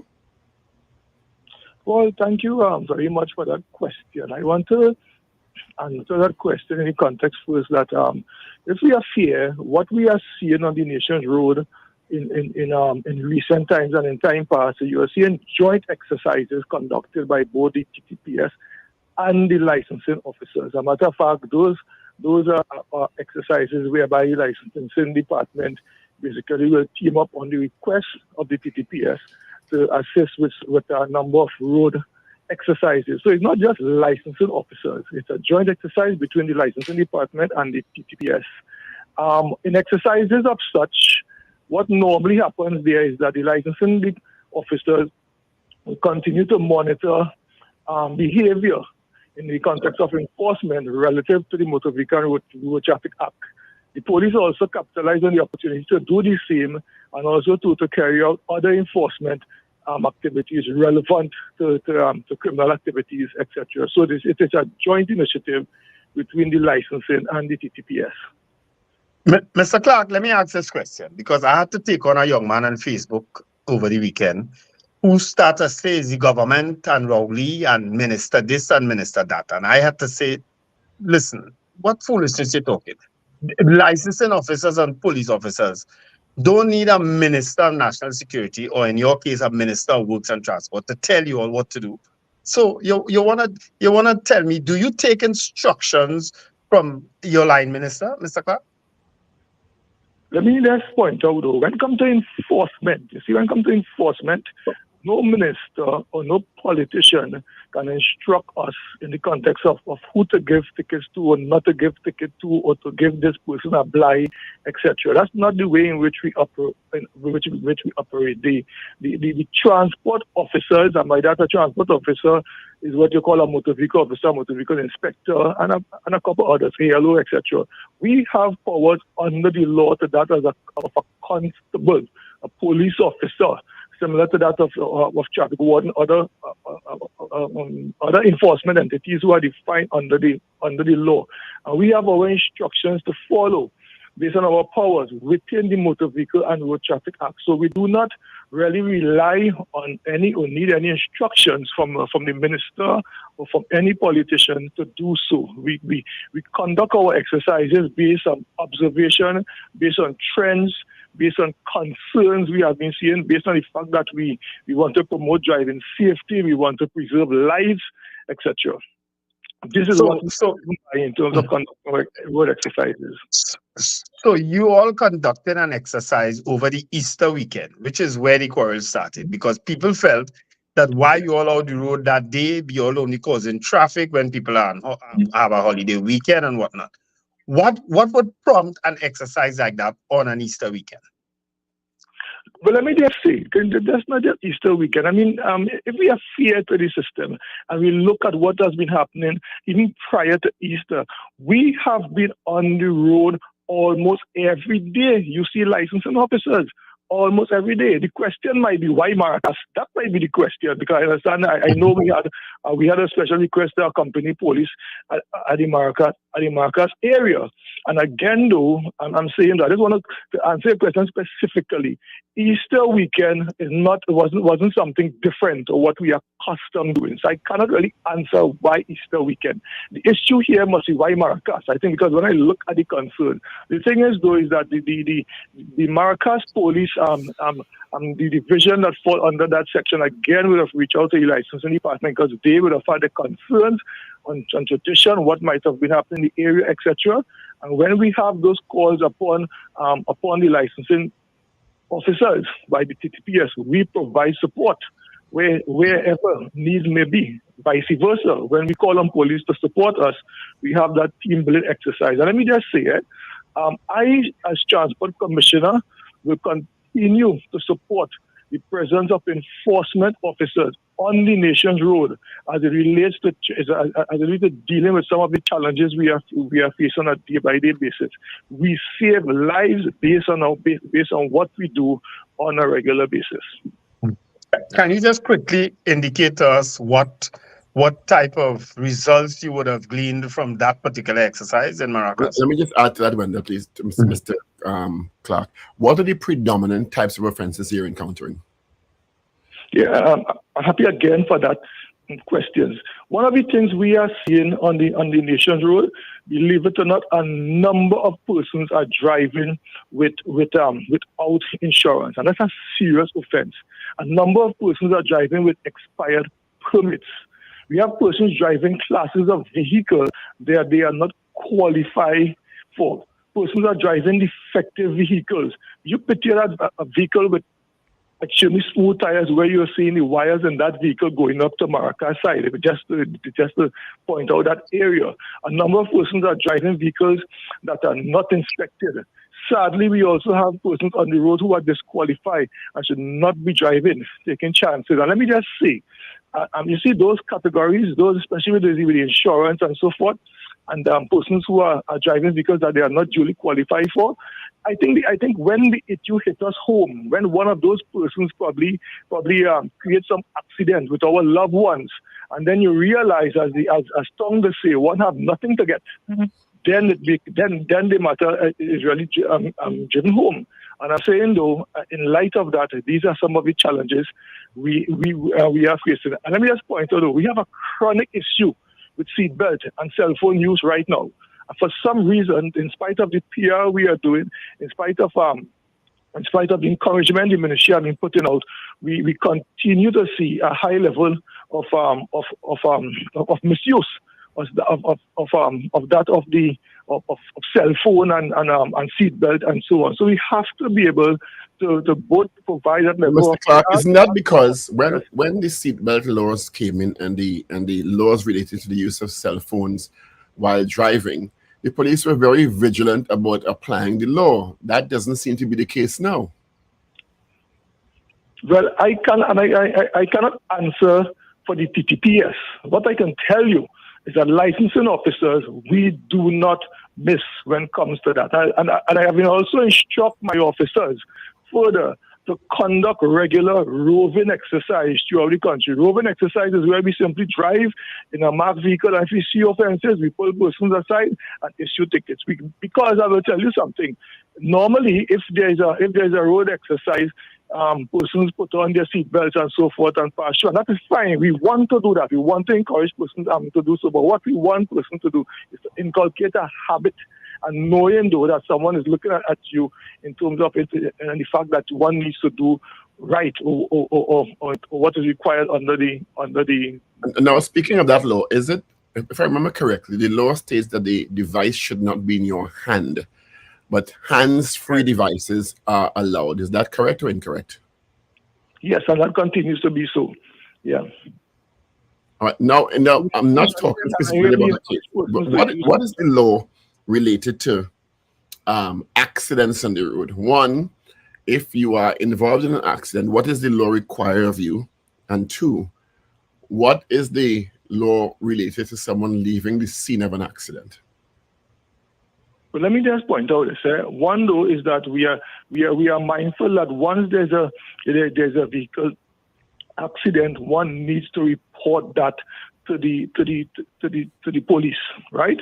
One needs to do so, basically, and therefore that's that's the opportunity where you get to provide your relevant documents. Traditionally, we have seen situations where persons we refer to it as hit and run, right? We have persons who run to the police station, because they probably feel the environment is not safe or the conditions is not right, etc. The fact of the matter, though, is that the matter must be reported to the TTPS. There's an issue in terms of timing and that sort of thing, whether you have 24 hours and so on, etc. to do so. These are matters we know which we operate by. The fact is, though, is that the matter must be reported. So there's no legal requirement to stay at the scene of the accident. Is that what you're saying? But the accident must be reported to the police? It must be reported. It must be reported. I have not come across I'm going to say subject to correction, and I want to be very careful here. Any responsibility to remain at the scene. And I have to be very careful here, subject to correction. What is important here is the matter of reporting the matter to the TTPS. And in addition, What is the time limit for that reporting, Mekan? Because you said it just now, but you didn't give a time. Is there a specific time in which you have to report an accident? Matter of fact, I will want to clarify that with you at this time. I do not want to give that misinformation. We know persons are encouraged to report an accident within a 24-hour period. Mm-hmm. But that's not the law. We don't know that that's the law. Normally, the law may state as practicably, which is in the person, it's kind of vague. Mm-hmm. Commissioner, what is the law when it comes? More and more, I'm seeing a lot of vehicles where the windshield is completely tinted out. What is the law on that? Let me just put it this way. Glad you asked me that. The law exists right now for tint of a vehicle. You know, the back windows to be that of 20%. The front windshield and the back windshield. The back windshield of 20%. The front, we have 70 VLT, and also to the anti-glare ban of 35. Let me just say this though: the front windows, that's where the driver sits and the passenger. That has also 35 VLT, visual light transmitters. Currently, I need to say this on the air. Someone committed an offense with tint. Currently, it will be treated as a summary offense. It means we take you to court to deal with the matter. The aspect of the law where we ought to issue a fixed penalty ticket, they are still settling that within the AG's office and the relevant authorities, and we are hoping that we could have that passed as soon as possible. So the point I am making here, gentlemen, is that as it is right now, we cannot stop someone on the road and give them a ticket for tint. However, the law exists where we could continue to give a summary offense. I'm glad you said what you said, because clear up this to me once and for all. There's a school of thought out there that the police cannot charge you or stop you with regard to tint and so on, and it's only licensing officers are authorized to so do. Can you clear that up for us once and for all? Mm-hmm. That's not quite right. The police has, according within the legislation, the power to execute the laws according to the Motor Vehicle and Road Traffic Act. So I am not in support of that whatsoever. If you go to the definition of a constable, see the police, the licensing officers, traffic wardens, etc. What is happening, however, let me just again, I'm saying this to the listening audience. For us to enforce tint, we need to use a measuring device. Yeah. Mm-hmm. Because the new tint legislation allows for a measuring device to be used. So it's no longer just that subjectivity. The vehicle look too dark, or for some reason I can't see because of the light and that sort of thing. You use a measuring device.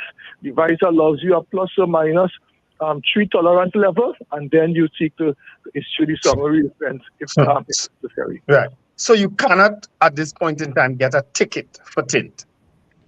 No, and definitely I need to make that absolutely clear. This is something we are still working on and hoping we can have it rectified within a month or two. I know the matter is currently receiving the attention of the authorities. I have been pressing for it, and again, once that comes in place, the ticket will be issued for such.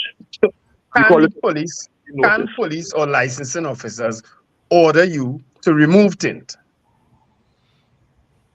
Let me put this way, in that if I want to answer you in the context of a licensing officer, right? The first thing in terms of making a decision, that tint have to be contrary to the Motor Vehicle and Road Traffic Act.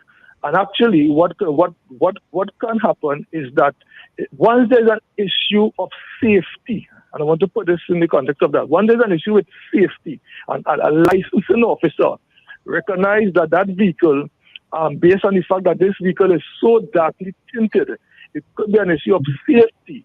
A licensing officer can issue what we call a call-in notice to bring that vehicle into licensing, and we can advise you to remove the tint based on a call-in notice. So we can do that.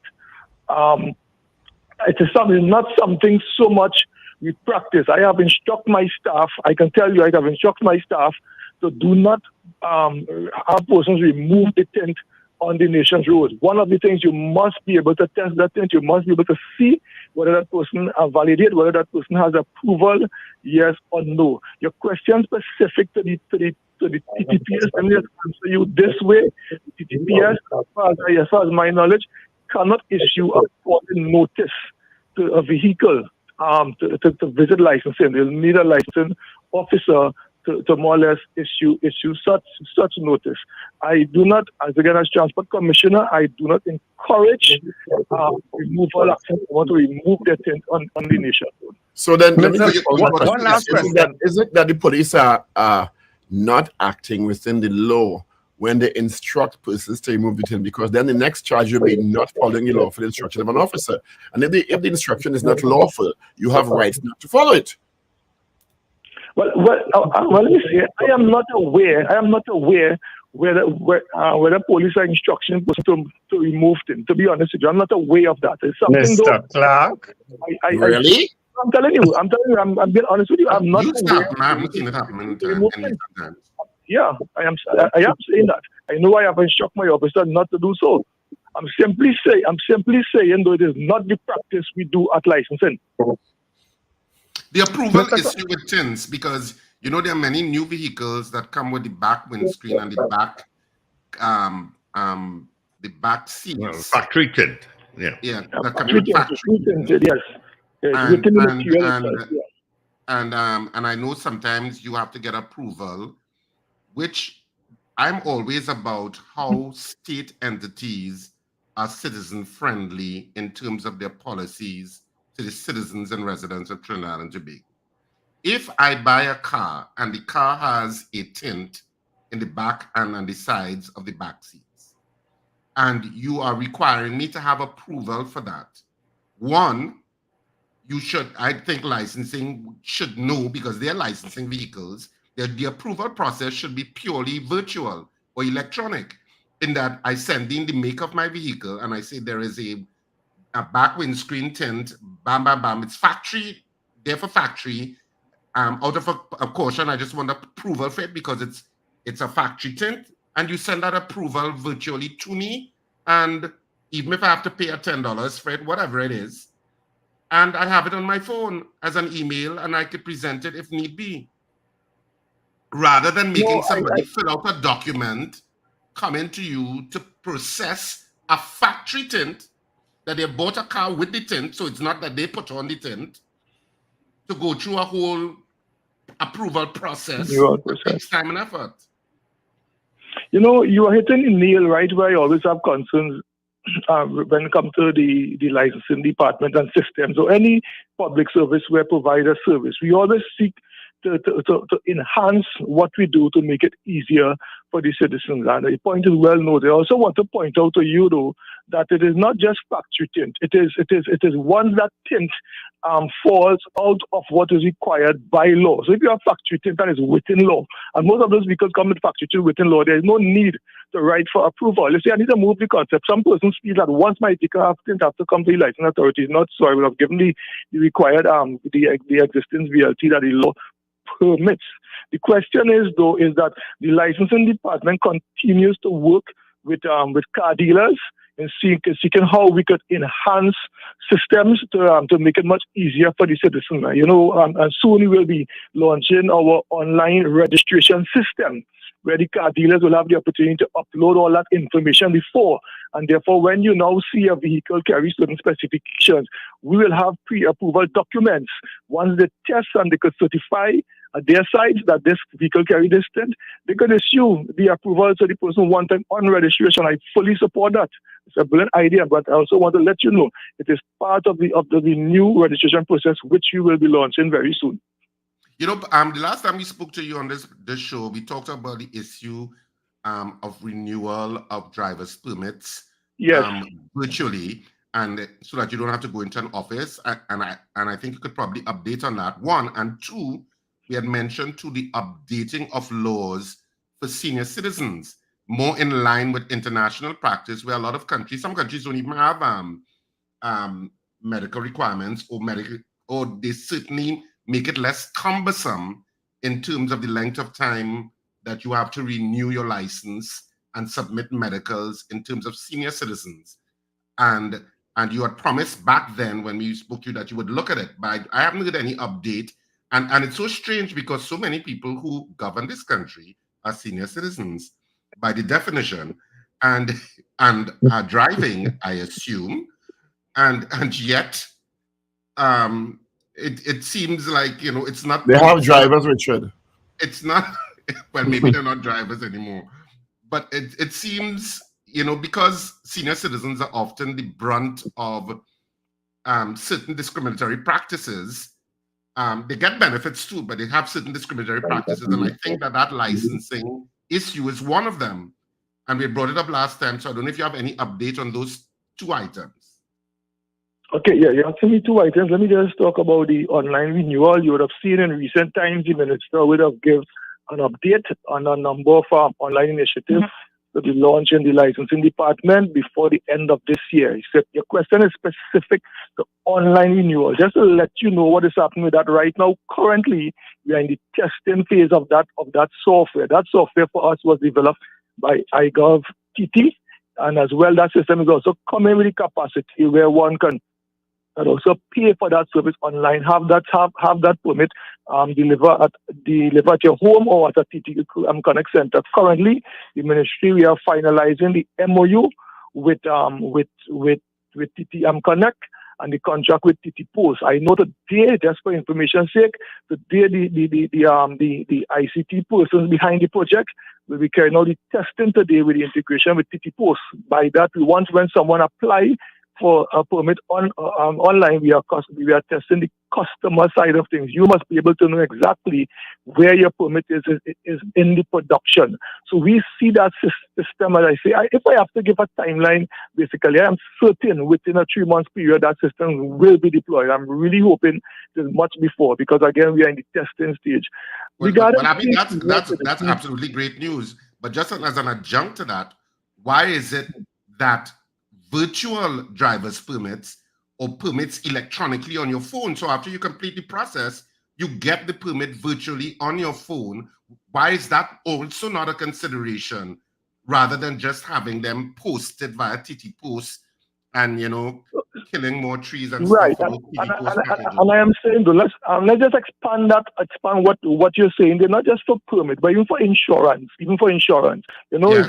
and I tell you, from an ICT perspective, the truth of any document is be able to validate it from the source it came from, not from a copy or from a physical document, because the best secure documents can be counterfeited. What we are looking at is deploying technology on a phase basis. And these are things within the drawing board we are looking for. What we have to first seek to do is to ensure we have digitized process that could guarantee the true source of this information. And I'm saying those are other phases of the deployment process of electronic documents being presented for data validation. Because I'll tell you something, if that is not installed properly, you could run into serious problem with persons giving you documents that are not legitimate from an electronic point of view, and that's the worst type of challenges you don't want to face. But again, it is something we are looking at consideration. We also see one or two countries are doing so. I really want to touch on that area. You spoke about senior citizens and the need for medical, etc. I also want to say, though, you know, recently I read an article about a couple months ago with Barbados, and where they would have increased that age and so forth. So we do have an entity, an island right in the Caribbean here, who have taken those things into consideration. Again, the commissioner would have put forward the necessary recommendations to that of the authorities. When I say legal department, I know the ministry they are also looking at legislative reform in a number of areas in the motor vehicle and road traffic act. I cannot give details as to what age and so forth, but we also need to be mindful. We need to be mindful, gentlemen, that we have had situations that a driver's permit, is supposed to be a document whereby says that you are eligible to drive. You are eligible to drive. I have persons, children and grandchildren writing to me as commissioner. Please, I'm begging you. So if you could not renew my father's driver's permit or my brother, etc., because of medical challenges, because of what they are facing, there could be a risk to the nation's road, right? Because it's a next sign of the coin when relevant to such. We had recently, I think it was in Tinapuna, we had an issue where a senior citizen, due to challenges, had a major accident there. And I'm saying, though, it is something we have to look at very carefully. And also, that's your position is a default position that politicians and people in things of power often do. They always go to the isolated examples to justify why no change happens. I assume that is not what you're doing. I hope that's not what you're doing. I beg to differ. We have to look at the isolated situation. We point out the facts of what can take place, and this is why when we conduct transactions for senior citizens, we do carry out our due diligence, because again, but I am in support of the fact that whatever systems we put in place, whatever service we provide, we should have that ease and greater opportunity for senior citizens. But we cannot again simply just implement, as you say, based on an isolated situation. But the issues are real, that we can face issues if we don't treat with that carefully. Hence, we need to put policies, conduct the research before we move forward. All right. Commissioner, I got one question. We have a lot of questions coming through on WhatsApp. One being, in the inspection sticker certificate, if that must be in the vehicle as well, and why? Yes, I want to just point out, though, that has been a question that persons are asking back and forth. You're an issue with a maxi taxi there. When we have to operate in the context of law, and law makes it clear that at this point in time, both documents must be presented to the enforcement officer when called upon. The issue, though, that is the law right now, and that is what we seek to comply with. All right. And another question is lights on a vehicle. There are many vehicles with numerous flashing lights, the white headlights, and they just drive around their trucks. They're tow trucks with multi-lights flashing at all given time. Is that legal? Let me just say, one of the things the law identifies what lights are to be on a vehicle. And it makes it very clear that the use of any lights, additional light, requires the approval of the transport commissioner. So if these additional lights you are seeing on these vehicles, and we are simply stating that any additional lights that someone requires to place on their vehicle, the approval of the transport commissioner is required, and there's a process to do so. And again, I'm coming back to you in the context of enforcement. And these are the issues we are picking up on the nation's road when we have routine exercise at night, when we have roving exercises. I have seen many persons driving on the nation's road with the lower lights, the fog lights, even the headlights, blue, red, pink. Basically, matter of fact, we have had situations where we can look at certain lights, and when we actually switch on the switch, you come in with us with it white, and when you switch the ship on and off, it changes to blue and pink, different colors. So I'm saying, though, those are a safety issue, and it's offenses that we look for when we're in nation's road. Yeah, but if you have those lights, and you realize the vehicle have those lights or defective vehicles, why are they allowed to drive away? If it's not roadworthy, let's say there's a vehicle that's not roadworthy, they get a ticket, but they take the same vehicle and drive away. I'll tell you something, and again, I'm saying, though, when we conduct enforcement, you have options where you can issue a ticket for that person for the lights, and therefore encourage the person that you ought to remove those lights. Sadly, if that person go down the nation where he meets a next roadblock on a different side, different officer, and he receives that ticket, that's his or her business. We can also, if we realize it's such a serious matter, we sometimes do what we call immediate calling notice and tell us, because listen, we must accompany this because of licensing, because that is a hazard. Yeah, so it all depends on the environment, the enforcement. Sometimes in an exercise, you cannot due to resources and so forth, you cannot use all aspects of the enforcement tactics at the same point in time. But I do agree with you, it's a dangerous situation. Mr. Clark, I want to just go back to the tint issue again, just for the purposes of clarification. Is it that the unmarked vehicles of state officials, police officers, and so on, do they require special permission from licensing office to completely blacken out their cars, including the windscreen? Let me just say, the tint legislation makes it clear that there are certain agencies that are exempted from the tint law. However, they still require that while they are exempted, we still basically, with some of them, we provide that level of approval. In other words, they write us to have to present that document, because you find it sometimes with the vehicles that are covert ones. I have to be very careful here. Once that vehicle is registered to that entity that is considered where the law allows them that exemption, basically they are free to utilize such, whether marked or unmarked. So there's there's a part two of that question, because I see it a lot too with the privately owned vehicles of some of these officers. Is that allowed? Yes, and repeat, please. The privately owned vehicles of these officers, you see them from time to time. No, I get you. And I'm saying again though, and again, you continue to ask the questions to see why enforcement are on the road. I, as Transport and Commissioner, as an individual, I don't have I am not exempted from the tint. I have a responsibility to make sure my vehicle is within the tint limit. Likewise, my officers, likewise police officers, and therefore they are not exempted as an individual with their private vehicles. Definitely not. Well, I'm happy you're saying what you're saying, Mr. Clark. For approval. All right. I'm happy you're saying what you're saying. I got another question for you. Where some tickets are saying you can pay online, but that is not true. No, that is not true. Matter of fact, let me just say, I give you a lot of inside administrative things you're privileged to get this morning.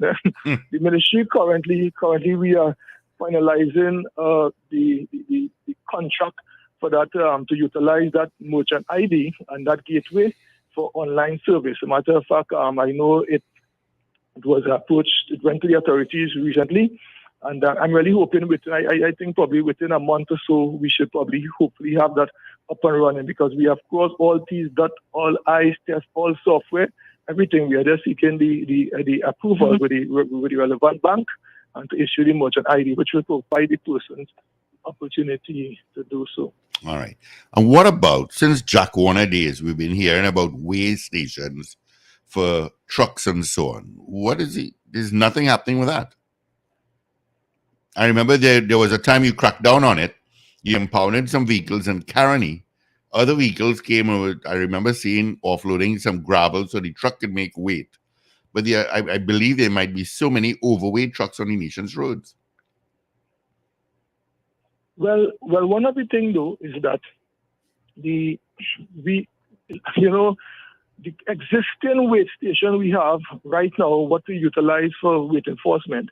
I mean, the ministry at large, I know the ministry through the Highways Division, they are currently seeking to expand that, right? That facility as well to different locations, etc. We have been exploring with the Bureau of Standard Portable Scales and so on. There is a need for increased scales and increased weight enforcement within the country. That's a fact. Currently, those exercises, we do carry out those exercises time to time. As Commissioner, I am not pleased with the fact, though, that based on the location of where our weighbridge are, I don't think we are making a serious dent with that. But the fact is, though, I know the ministry currently has an appointed team, and you may hear more on that in the public domain from the minister, where we are seeking to expand the capabilities of doing so. You have to understand also, too, that when we carry out a road exercise, when it comes to to weigh in a vehicle, you have to ensure that that device is calibrated, and more or less designed in such a way to give you that level of accuracy. All right. And this is my final question here. And it comes back to what I keep mentioning sometimes, including yesterday. And it was regards the seatbelt law. And coming back to that. And, can you be an advocate that once someone sits in a vehicle that holds the driver and 4 passengers, that everyone wears a seatbelt? I am tired of seeing mommy and daddy in the front seat, the children in the back, and they're struggling between the passenger and driver's seat, and they're just, standing watching. But mommy and daddy safe because their seatbelts on. Can you be an advocate to have all individuals once in a vehicle, may it be from truck to passenger vehicle, that once you're in a vehicle to have their seatbelts on? Oh, jeez, let me just say, I'm always an advocate. I don't know why people call this WhatsApp number. Excuse me 1 second, Commissioner. Go ahead. I will always support and I will always be an advocate for safety, especially when it comes to seatbelt. I also want to say you're quite right that where the seatbelt law exists for the front passengers and then the different age groups and that sort of thing. The thing is, though, is that I also have been hearing conversations on that from other NGOs, Arrive Alive and so forth, have been lobbying the same. I also think it's an asset to do so and a benefit, and it's something I will seek to take back to the team in terms of bringing into the environment as a conversation and hopefully for implementation later on. I guess if you allow me, you asked earlier on about the issue of an accident, and I will have pointed to you subject to clarification in terms of someone having a duty to stop an accident, etc. And according to the Motor Vehicle and Road Traffic Act, you do have a duty to stop and give and assist in the event of an accident, and as well as to report the incident, and also to it's an offense not to do so, especially where injuries and so forth exist. I want to advise your listening audience to take a key interest to Section 79(1) of the Motor Vehicle and Road Traffic Act relevant to such behavior. Mr. Clark, my final question is something that we've been toying with for years now, and that is the issue of personalized license plates. And how are we, where are we with that? Because I think right now it's random numbers. If somebody wants a particular number, can't we put something in place where they could pay a fee to have a particular number assigned? Okay, I'm going to let something out of the bag here. It's something we are at advanced stage in terms of moving forward with. We have put forward a recommendation. I know it reached the attention of the authorities recently. It was sent back for us to implement a reasonable pricing structure and a policy to do so. Matter of fact, that came back just last week. What I do know, you will see very soon, you'll hear the minister talking about specialized number, and that's the numbers within the registration stream, that's within numbers within the letters and the 199 and the 9 up to 999, where you'll have an opportunity to request a number. And I want to say when that comes, you'll have the opportunity to do so online. Nobody will be writing the commissioner and asking the commissioner for any number. You go online, you see that it's available, you know it is taken, or you know what number is available to you. We also hope to bring with that the opportunity where someone could also have a personalized number, 102 FM. Yeah, those are Clark 1, etc. That we also seek to implement that as part of the process. And again, though, I leave that where the minister will say more on that in the public domain. But we at a stage where we are more or less finalizing the deployment mechanism of doing so. Let me ask you a question here.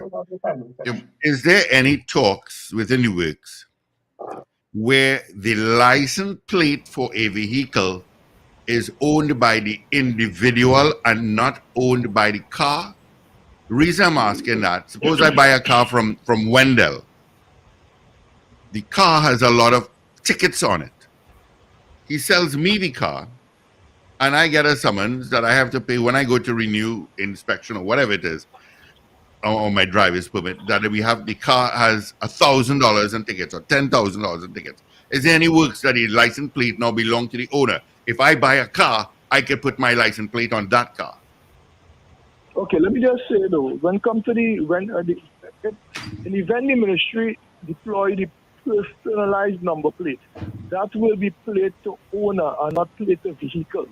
That's one, right? So you keep that with you. That's the proposal we intend to go with, right? Plate to owner.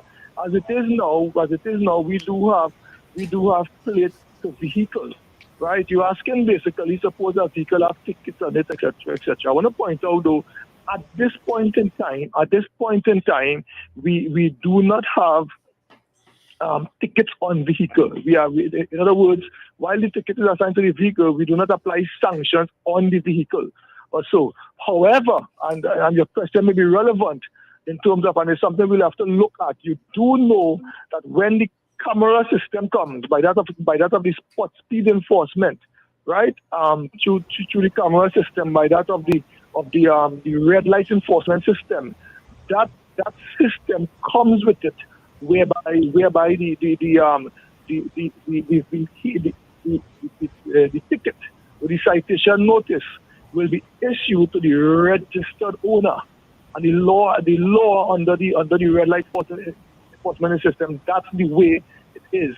I guess we will have to look at, when that time comes, the conversation, we put certain administrative processes in place to treat with that. I hope I answer your question relevant to such. Did you address the issue of the RFID plates? I wasn't sure. I'm not sure.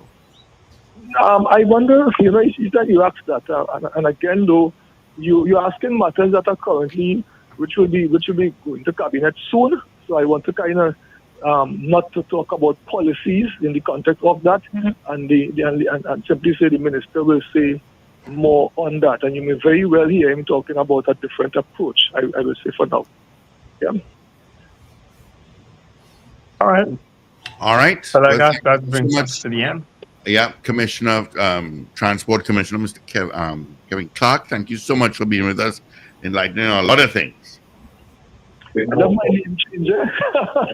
Yeah. Clive Clark. Sorry. I say Kevin Clark. That's all right. Clive Clark. I have a partner named Kevin Clark. That's fine. All right. Mr. Clark, Thank it's always refreshing speaking with you. I have to. Yeah, thank you very much. I just want to take the opportunity to advise your listening audience, it's a rainy day, and to exercise due caution on the nation's road, especially our taxi drivers, our maxi taxi drivers who are carrying from work. Exercise due care. Thank you very much. All right. And thank you so much for being accessible to us.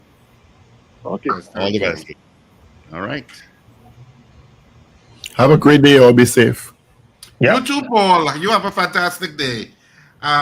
Have a great one, people. Just remind you, of course, the theater is on next week, Saturday and Sunday. Love is a Walk at Queen's Hall. Saturday and Sunday. And, of course, tickets are available now at... Somebody talking? I have a lot of chatter in the background here because it's you. They've been waiting patiently, and it's 2:00 where I am. So they find I'm keeping them back.